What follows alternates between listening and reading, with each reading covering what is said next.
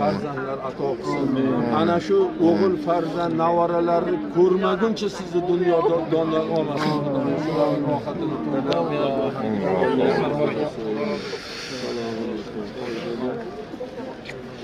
Qo'lingizni o'pyaptilarmi farzand? O'pyapsizmi? Qachon o'pdingiz oxirgi marta? Qachondan beri? Shuni qiling. Tushundingizmi? Shuni qiling. Duolarni oling. Bu sizning davlatingiz bu. Sizning boyligingiz bu. Bu qandoq baxtli insonligingizni hali bilmayapsiz. Bu yerlarga olib kelib ziyorat qildirib ota-onani duosini olish hammaga ham nasib qilmayapti.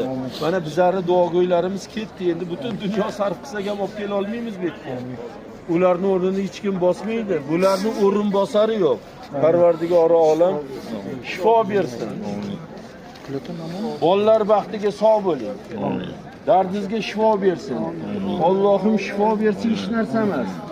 Allohim o'zingizni oyog'ingiz bilan yurib, o'zingizni hojati, ibodatlaringizga yarab yuring. Bularga uzoq yil duogo'y bo'ling. Hojonam ham borlarmi? Mana. Allohim qo'sha qarib, hojonamning xizmatlariga ham rozi bo'ling.